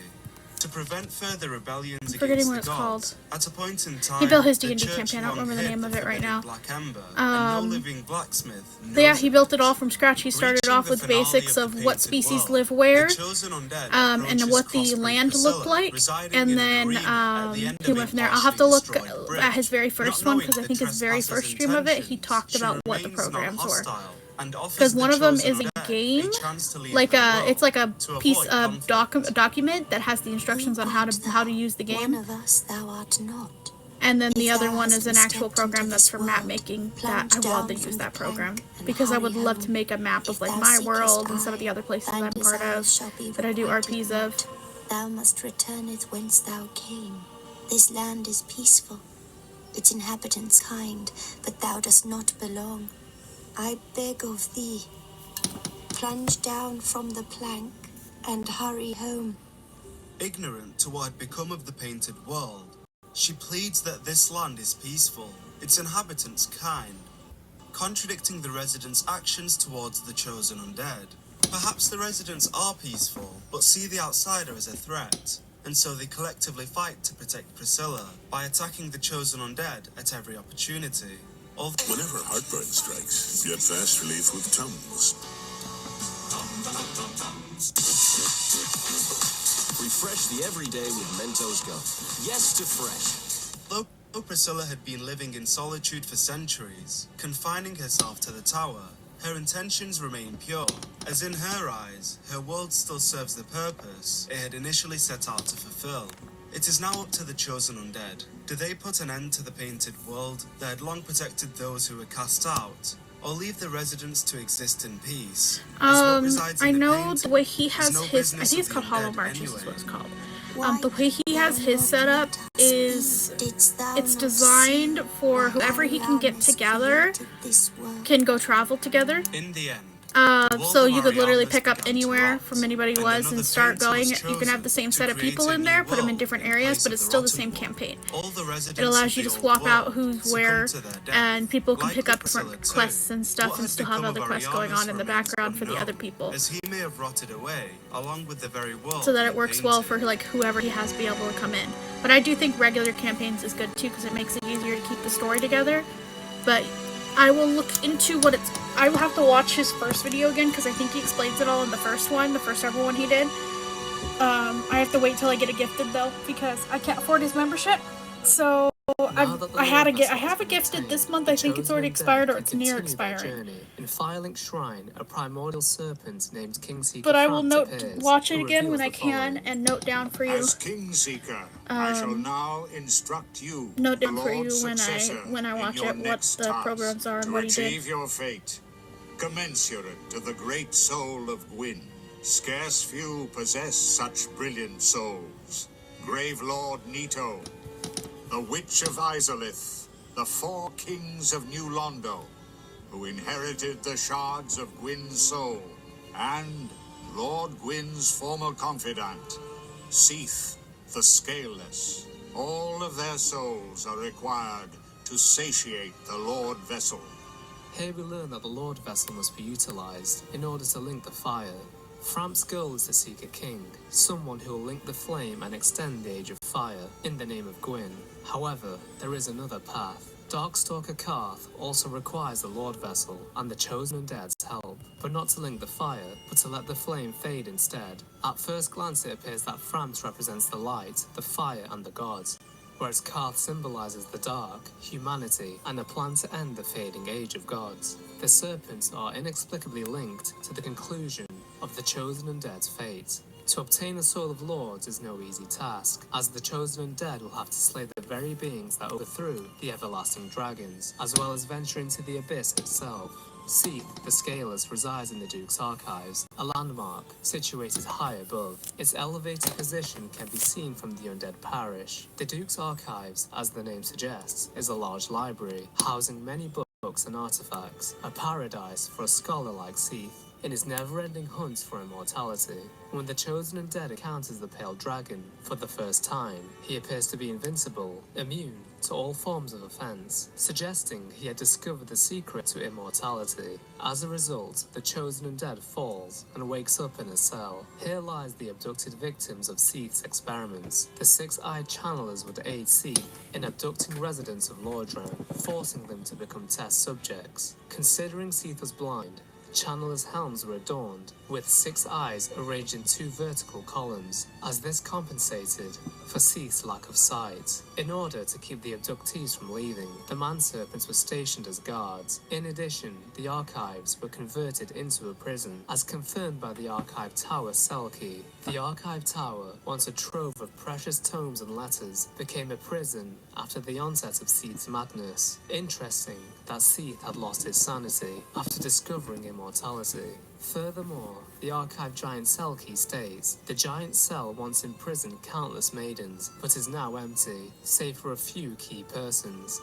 The maidens referred to here are most likely the Pisakas. Although several of the Pisakas are hostile, 2 can be found, who will only retaliate when harmed. When slain, these 2 will drop the miracles Soothing Sunlight and Bountiful Sunlight. According to the description of the items, these were the miracles of Guinevere, suggesting that the Pisakas were once maidens to the daughter of Gwyn. This also explains why a 6-eyed channeler is stationed in the Undead Parish, as many maidens would pass through the church. Big Hat Logan appears to be amongst the prisoners of the Archive. First, he was caught in Sen's fortress, and it appears he has been captured once again. Once freed, Logan will move deeper into the library. Logan comments on the cruel experiments conducted by Seath, stating that all progress demands sacrifice, appearing to be in support of his actions, if the ends justify the means. He will now sell crystal sorceries to the Chosen Undead, boosted sorceries created with his newfound knowledge. He then unveils a secret to Seath's immortality. Ah, the secret of Seath's immortality. If you have fought him and were in prison, you must know that Seath is a true undead, different from ourselves. His wounds closed promptly. I'm only 500 hype away from, or 500 points away from the second reward. Insulation from death. It is an effect I'm so of the close. primordial crystal, a sacred treasure pillaged by Seath when he turned upon the ancient dragons. So only by destroying the primordial Still crystal have 4 days. I'm hoping to be can able you to so get all much 20,000, as but scratch probably his not. hide. And it so happens, the primordial crystal is in the inner garden of these very archives, the Crystal Forest. Should the Chosen Undead acquire all of the sorceries on offer, Big Hat Logan will say the following. Who are you? Stay clear. How many Stay points do you clear have of on my your work. alt? Curses upon you. You don't have to do that, Baps. Just Yeah, press you in the stars disturbed works me. too. Get a large 2-topping Crazy Crust pizza for $6.99 from Little Caesars. Pizza, pizza. Want to know how to create awesome videos? Check out Motion Array. Whatever Logan learned in the Duke's archives drove him mad, as the knowledge he gained was too much to bear. He then navigates back to the I guess then area it's like the free where points. Seath I was guess that works. encountered. Here it appears that Logan has lost his sanity, stripped of his clothing and fighting like a madman. It should be noted that Logan is not hollow here, but instead has actually lost his sanity. Just as Seath went mad after obtaining immortality, so did Big Hat Logan. Only his I have pursuit so many was for free sorcery points and on my spells, other a account, woeful end but to the because I don't famous use it, sorcerer. because I'm now Leaving the streaming, archives behind, the they're just chosen sitting there. undead navigates I to need a to use small them at some crystal point. forest. Here, I'm not allowed to use them on myself, so I just don't go One into of the my golems streams. in particular is golden in colour, identical to another in Darkroot Basin. Once killed, a knight I in gotta a go set use of them on Catarina Rio or armour Orphe or something, appears or maybe and I should just use them states, on Arc. It was you who rescued me. Why? It feels weird thank going into you. someone's stream as my old one when Have you seen my father? I'm still in their He streams as wouldn't let myself. me. A suit of armor just like mine. If the chosen undead says yes, she'll say the following. Thank goodness. I knew he was here somewhere. Well then, now I must find him. Thanks again, truly. Sieglund is in pursuit of her father, Siegmeyer. Why she is doing this, we cannot know at this time. Now in the Crystal Caves, the chosen undead encounters moonlight butterflies and more crystal golems. It is worth noting that these creations of Seath can also be found in Darkroot Basin. This is due to his interest towards Ulasil sorcery. As Nobody's wanted doing the campaign. I did the first campaign. It took absolutely forever for people to get them, to enter for it.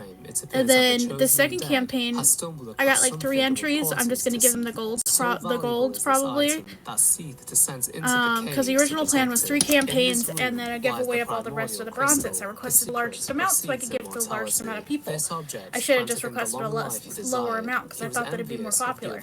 I mean, really, it's like, who doesn't have a picture of ice cream somewhere? Like, you gotta have a picture of an ice cream somewhere. Doesn't have to be a fancy one, just ice cream. And nobody has any pictures or wants to submit any. Yeah, it's like everybody has a picture of ice cream from at some point. Should the chosen undead sever, I don't even know what I was gonna make the last campaign. Moonlight greatsword will fall into their possession. The description of the sword notes that Seath is the grandfather of sorcery. The third campaign, and the last one was to get rid of the rest of the bronzes because I requested like 40 bronzes. They're all going to expire on the 23rd. I might just go ahead and post this at the third campaign just to get it out there, so I can try to get rid of everything. Hinting that Seath pioneered sorcery to aid in the slaughter of his own kind. No wonder the scholar sorcerers of Vinheim named their dragon school of sorcery the Vinheim Dragon School. The chosen undead then slays the pale dragon and obtains the bequeathed Lord Soul I got like Shard what, like given to 9 days by until they Gwyn. expire? We now move to New Londo Ruins to acquire Because the the next badges Lord Soul. expire Before on the crossing 23rd. bridge, a hollow in chainmail armor can be seen. This hollow is the crestfallen warrior from Firelink Shrine. He left the shrine as he was sick of the smell produced by the serpent's frams. It seems that during his investigation to uncover the source of the smell, he turned hollow. Ironic that once he had somewhat a purpose, he lost his will to live. Moreover, several hollows can be seen worshipping something. Upon closer inspection, we can see that they are kneeling before the sunlight, emanating from a small crevice above, potentially signifying their devotion to the light, to Lord Gwyn. Exploring deeper in New Londo ruins, the chosen undead discovers any kind of ghosts ice cream. haunting the Rio area. submitted a really These cute one, ghosts so did can only be engaged in Orpheus. consuming a transient curse, as the only way to fight back against ghosts, who are cursed beings, is to become cursed yourself. Some of these ghosts can be seen holding babies and can cast lightning, miracles similar to Gwyn's bolts. Eventually, the chosen undead will come across a sealer known as Ingward. He states, New Londo was sacrificed to contain the Dark Wraiths. Mark my words, the Dark Wraiths are the enemies of man and any living thing that has a soul. They were never meant to roam again. The 4 kings slumber in the deepest chamber of the ruins.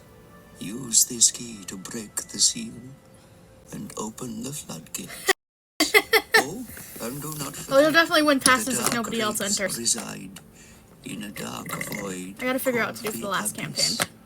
But the Abyss is no place for ordinary mortals. Although, long ago, the knight Artorius traversed the Abyss. If you can find him and learn from him, the Abyss may prove surmountable. Ingrid seems to think that Artorias is alive, a testament to how his true fate was erased from history. His dialogue also brings much needed clarity to the state of New Londo. But what exactly caused the city and its residents to descend into what kind the of dark? music stuff I would want to Ingrid do, answers though. this also.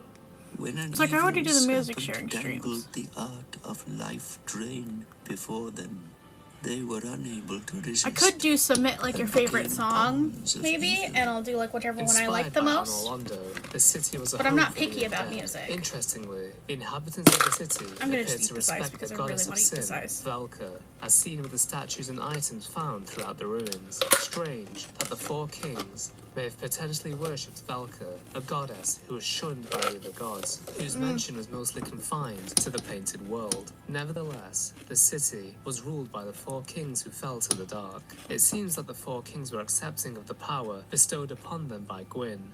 Gwyn most likely did not provide the four kings a piece of the VTuber Lord's covers, soul yeah, I as could a do that. generosity, I could do but as like a what's your means to favorite turn them VTuber to his cover, side. and I can Perhaps compare the he ruled original to the rebellion cover and grew, decide which one how I the like four more. kings may have wanted Like to which rid one the has the world better of cover. gods by utilizing the dark. Luckily, it was possible to flood New Londo entirely, should an uprising need to be quelled. Or perhaps it wasn't luck at all, and Gwyn had this purposely installed. It is doubtful that New Londo was created without Gwyn's consent. It was inspired by his city after all. At Toyota's national sales event, Tailgate season's just getting started.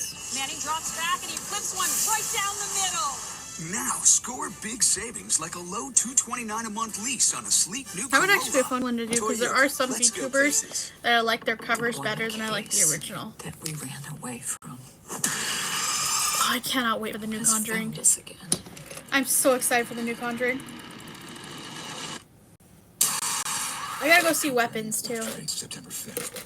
Despite having received the bequeathed Lord Soul Shard, the kings were still tempted by the power of the dark. The spread of the dark gave rise to the Dark Wraiths, warriors who were once the knights of the four kings. Their armor appears to have crow feathers interwoven, another symbol of Velka. As always, when the Abyss and the Dark are mentioned, Karth is never far behind. The four kings and their knights were enticed by the words of the Darkstalker. How could they not be? After all, New Londo was a city of humans, living under the gods in an age which is rightfully It's just theirs. called Bath's All. Harnessing the power of the Dark Soul, the Dark Wraiths use their life-drain ability to consume humanity from their enemies. Every Dark Wraith is part of a covenant of the same name, led by none other than the Darkstalker Karth. The power of life drain was feared by the Thank gods, you for as all the evidenced by points. Crossbreed Priscilla, All who the was locked gifts. away in the Painted World. This ability was taught to the Dark Wraiths and the Four Kings by Karth. It is possible that he learnt this power from Priscilla. Posing a significant threat, Ingrid and the other sealers flooded New Londo I brought him up to ruins, killing 16 everyone within. what is it, including 1668? civilians. The aim was to submerge the Dark Wraiths and the Four Kings I still need, underwater, like, as they were too dangerous to 300 confront. and Thousands of corpses can be seen 42 throughout the more? haunted ruins, indicating the devastation that took place. The Mask of the Sealer states, Mask of the sorcerers who flooded New Londo to seal away the Dark Wraiths and the Four Kings, who descended into dark. It symbolizes their resolve to keep the seal shut forever, and their atonement for all who were sacrificed. But two of the three forsook New Londo upon tiring of their duty. Interestingly, it appears that there were two additional sealers who abandoned their duties. One's attire can be found in Blighttown, the other can be seen accompanying Lautrec in Anor Londo, the abandonment of their mask signifying their desertion. Ingrid will then provide the chosen undead with the key to the seal to open the floodgates and drain the city, gaining access to the Four Kings. The key states, the sealers flooded New Londo to banish the Dark Wraiths and the Four Kings. Thank you, The Babs. agonizing decision was made with the realization that countless lives and the robust culture of the city would be lost. The victims now roam the ruins as ghosts. With the covenant of Artorias in hand, the chosen undead descends into the abyss, a familiar place. Here the chosen undead comes face to face with the Four Kings and defeats them. The once noble kings of New Londo are nothing but a memory. With the Four Kings bested, Karth makes an appearance for the first time. He departs some wisdom unto the chosen undead. I can guide thee and illuminate the truth. Undead warrior, conqueror of the Four Kings, is this not your wish? To know the truth of men and the undead? The truth I shall share without sentiment. After the advent of fire, The ancient lords found the 3 souls, but your progenitor found a 4th, unique soul, the Dark Soul. Your ancestor claimed the Dark Soul and waited for fire to subside. And soon the flames did fade, and only dark remained. Thus began the Age of Men, the Age of Dark. However, Lord Gwyn trembled at the dark, clinging to his Age of Fire and in dire fear of humans, and the Dark Lord who would one day be born amongst them. Lord Gwyn resisted the course of nature by sacrificing himself to link the fire and commanding his children to shepherd the humans. Gwyn has blurred your past to prevent the birth of the Dark Lord. I am the primordial serpent.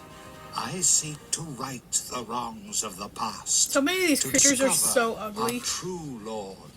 But the other serpent, Frampt, lost his sense and befriended Lord Gwyn. Undead warrior, we stand at a crossroads. Like, he doesn't even look like a serpent. Only I know the truth about your fate. You must destroy the I don't know what he looks Lord like. Gwyn, who has coddled fire and resisted nature, and become the 4th Lord, so that you may usher in an age of dark.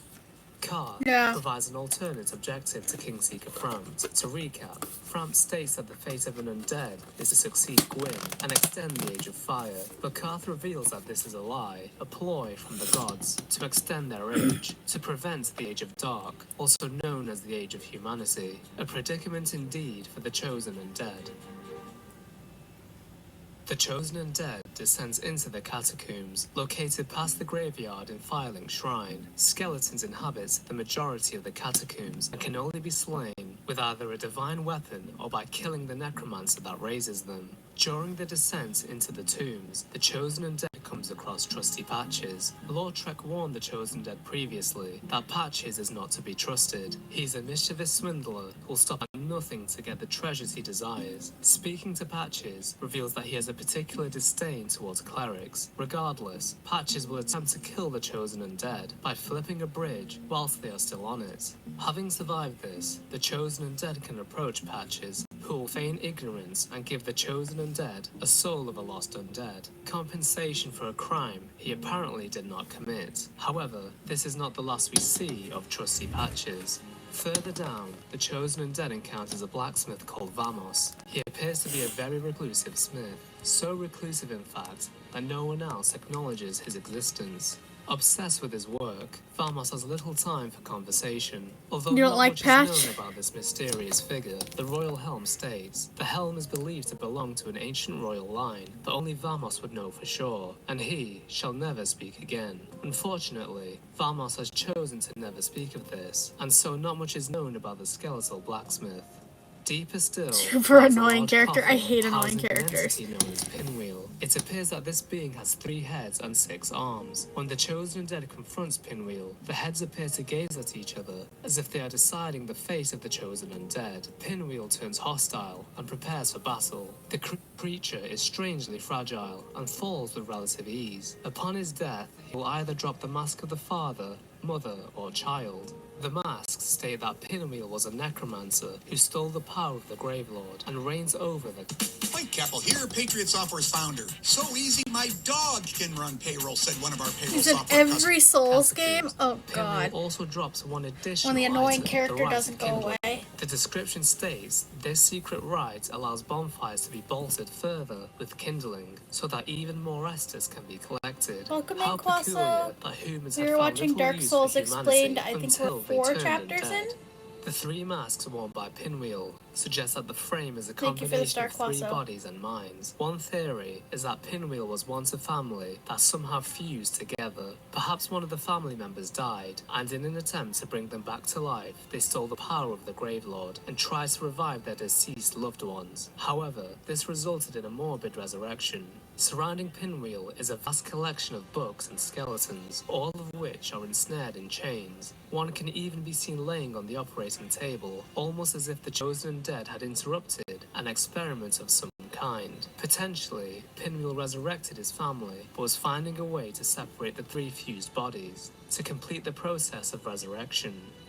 The Mask of the Father raises equipment load, representing how the father metaphorically, or perhaps even quite literally as Pinwheel, carried his family. The Mask of the Mother raises health, symbolizing how she raised the morale of the family. Lastly, the Mask of the Child raises the speed at which stamina is recovered, a symbol of a child's energetic nature. Pinwheel also appears to be someone of importance to Nito, as statues of him can be seen throughout the area. An empty coffin is also located next to Nito, suggesting that Pinwheel may have been the highest rank amongst those in the tombs. Another, more compelling theory also exists. The effigy shield states the followers of the occult once attempted to steal the power of the Gravelord, the first of the dead. Of course, we now know that Pinwheel was indeed successful in stealing the power of the Gravelord. Could it be that he was one of the leaders of the occult? Nito may have developed the rites of kindling in order to bolster the bonfires, as extending the Age of Fire would lead to the undead sacrificing themselves, leading to more death, which was his domain.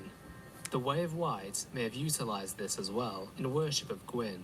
Through this meticulous plan, Gwyn could continue to rule over the light while Nito ruled over death. The Way of White was assisting Nito in retrieving the stolen rice, as evidenced by Rhea's journey. It is worth noting that Paladin Leroy, the first undead produced by the Way of White, assists the chosen undead in slaying Pinwheel, but will defend Nito, suggesting that he was only aiding in the retrieval of the rites of kindling. The rites also suggest that Gwyn and Nito worked together to ensure the Age of Fire would never end, further enforced by the existence of bonfires, which are created with the bones of the undead, a masterful plan to fool humanity into fueling the Age of Fire. No wonder that Pinwheel decided to steal the secret rites in order to prevent further kindling and ultimately to let the fires fade. Perhaps this is why he conducted experiments on the skeletons to better understand the process of death. At this point, the chosen undead discovers the tomb of the giant, a pitch-black cavern filled with large skeletons. From this cavern, we can see Lost Izalith in the distance. It is here that the chosen undead bumps into Patches once more. Yet again, he tricks the chosen and sends them spiraling into a ditch. In this hole, we discover Rhea of Thorland, as well as her two cleric knights, Vince and Nico, both of which have become hollow and attack the chosen undead, who swiftly puts an end to them. Strangely, Petrus appears to be absent. Rhea, now saved, returns to Undead Parish. It seems her mission to obtain the rites of kindling has failed. If Patches is left alive, he will return to Firelink Shrine, where he will sell all types of trinkets, including the armor worn by Vince and Nico. Patches will also warn the chosen undead about Petrus. Wait, have you met Petrus? That self-proclaimed cleric? Believe me on this one, bruv. The man is scum. Don't you be fooled by his claims to do good. They're all the same, those rotten clerics. Rhea, at this point, can be discovered in the Undead Parish, where she is grateful to her savior and offers to sell miracles. If Petrus is informed of the rescue, he will state, "Oh, it's you. You rescued milady. Well, a pity that is, for it will amount to nothing. For the little madam is not worth her salt without her family name." This piece of dialogue foreshadows the events to come, as if left to his own devices, Petrus will venture into the Undead Parish and murder Rhea. On the other hand, if Petrus is killed after Rhea is saved, she will survive. There is also one other path. If the chosen undead acquires all the items Rhea has to offer, she will be kidnapped and taken to the Duke's archives, where it is discovered that she has become hollow. Sadly, the chosen undead could not save her, but at least they could grant Rhea her final wish. If I do go hollow, then finish me off, I beg of you. She's made up her mind to live pretty smart. It seems the pilgrimage he was ordained to complete was doomed from the beginning. Finally, the chosen undead can confront Gravelord Nito, the first of the dead. He appears to be coated in humanity, a hint to his goals of absorbing the power of the undead and working with Gwyn to suppress the human race. Just like any other lord, Gravelord Nito falls, and so his soul falls into the possession of the chosen undead. The very being that administers death to the world had fallen. Much of Nito's lord soul was offered full enough to satiate the Lord Vessel. Many years later, the Milfinito and Finito would continue the teachings of the Great Dead One. By singing, the Milfinito would reassure the dead, while the Finito safeguarded them, allowing them a peaceful slumber. With 3 Lord Souls in possession, the Chosen Undead ventures into Lost Izalith to obtain the final Lord Soul. This once great city was ruled by the Witch of Izalith, along with her Daughters of Chaos. As mentioned previously, Lost Izalith has now become the birthplace of demons, a result of the witch who, in her blasphemy, tried to create another First Flame. Ironic that the Witch of Izalith was able to create new life, only this life was demonic and volatile. Or was it? The demons of Izalith seem intelligent, as if they had carved out their own civilization in Lordran. Each demon has their role, working together to ensure the survival of their race, and defend their mother, the Witch of Izalith.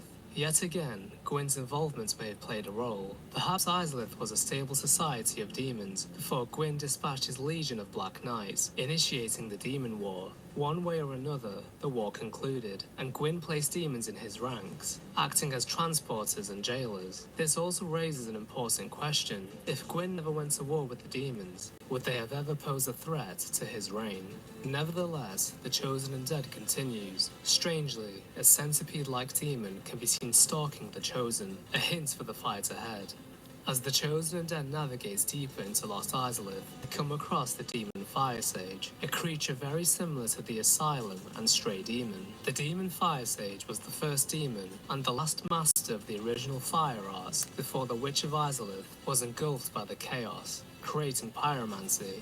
After defeating the Fire Sage, the Chosen Undead encounters the Centipede Demon. Upon slaying the demon, the Chosen receives an orange charred ring, which states that the ceaseless discharge was a fool who readily dropped the ring, and from that spot, a terrible centipede demon was born, explaining why it is dropped by the demon upon its death. Further ahead, the Chosen Undead reunites with Solaire, only this time his mind seems very far away. He states, Why? Why? After all this searching, I still cannot find it. Of course, he's referring to the sun, which he had been chasing ever since he set foot in Lordran. After navigating through the lava fields, we witness Solaire for the last time. With a parasitic organism embedded into his brain, he swings wildly, claiming that he had finally discovered his very own sun. Finally, I have found it. I have. Ah, my very own sun. I am the sun. I've done it. I have. Thank you for the 1,000 star bats. Yes, I did. I did. The Chosen Undead has no choice but to put the once joyous knight out of his misery. Oh, it's over. My sun. It's setting. It's dark. So dark. Things could have turned out differently, however. Should the Chosen Undead choose to become a servant of chaos, they can unlock a shortcut into Lost Izalith. Behind the doors lie several parasites, including the Sunlight Maggot. By using this shortcut, the Chosen Undead is able to claim the Sunlight Maggot before Solaire, and inadvertently save his life. The description reads, yeah, I know you're still here. Ahead, it emanates blinding light, which is why it's known as a Sunlight Maggot. Solaire can then be discovered for the last time, where he states, Was it all a lie? Have I done this all for nothing? Oh, my dear son. What now? What should I do? Really? Huh. He will forever be unaware that the Chosen Undead had saved him from madness. Advancing further into Lost Izalith, the Chosen Undead encounters Siegmeyer. No, don't tell me. Those monsters making life difficult for you? You need not be ashamed. We're all in the same boat. I really have run up quite a debt to you. Perhaps the time has come. Two choices lay before the chosen undead. They can slay all the Chaos Eaters and then speak with Siegmeyer, who will state, Wait, did you defeat those dire creatures? Outstanding. You never fail to impress. This Knight of Katarina thanks you. I feel like I'm always thanking you. I curse my own inability. On the other hand, the chosen undead can allow Siegmeyer to fight the Chaos Eaters alone, so that he can repay his debt to the chosen undead for assisting him on several occasions. However, if left to fight alone, Siegmeyer may fall. The chosen undead then jumps into the pit and aids Siegmeyer once again. The Onion Knight then states that he is grateful, however there is something somber about his response. One day, the chosen undead comes across the body of Siegmeyer laying on the shores of Ash Lake. He is accompanied by his daughter who states, My father, all hollow now, has been subdued. He will cause no more trouble. Oh, Father. Dear Father. Siegmund came to Lordran in search of her father. Her goal was to deliver the last words of her mother, and fortunately was able to do so, before forcibly putting her hollow father to rest. His hollow state is a result of the chosen undead's continuous aid. Although they had saved Siegmeyer on several occasions, they unknowingly stripped the brave and honourable knight of his purpose. What good was he to anyone if he could not solve his own problems or slay any creature alone? This dampened the morale of the Katarina Knight. His honour was no longer intact, and his worth as a knight dwindled in his mind. Siegmeyer, having lost his purpose and the will to live, became hollow. Oh. Returning to Izalith, the chosen undead edges closer to the witch. However, several obstacles remain. Firstly, a daughter of chaos, utilizing devastating pyromancies, defends the entrance to her mother's lair. This individual is unveiled to be the eldest daughter of chaos, revealed by her chaos fire with pyromancy, which states that it was wielded by the eldest of the daughters of chaos. During this fight, the Knight of Thorns, Kirk, can also invade this realm. After quickly dispatching the daughter, the chosen undead then deals with the knight. He first invaded in the depths, and then again in the demon ruins. This invader, who had plagued the undead's journey, is slain for the last time.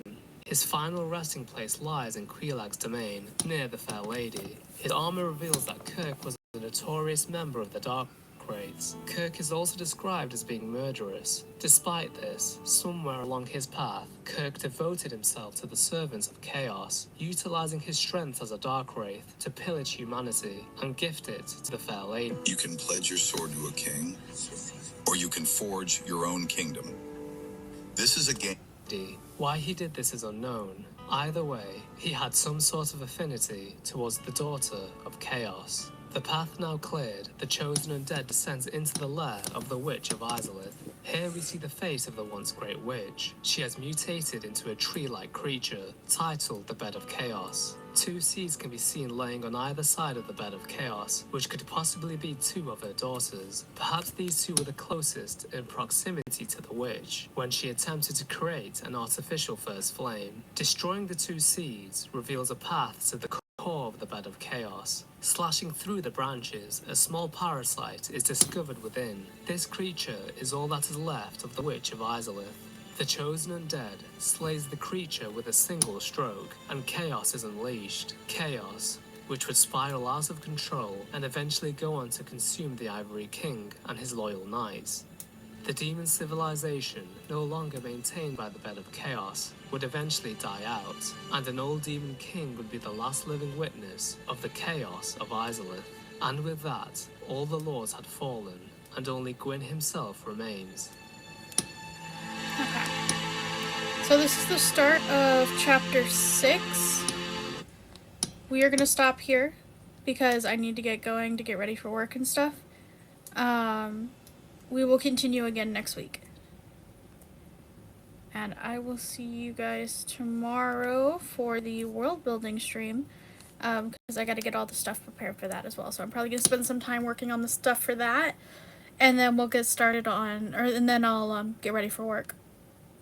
I should have at least the art done for the companion character, and all the stuff for the biomes and stuff figured out. Okay, I will see you guys tomorrow. Thank you for hanging out. Bye bye.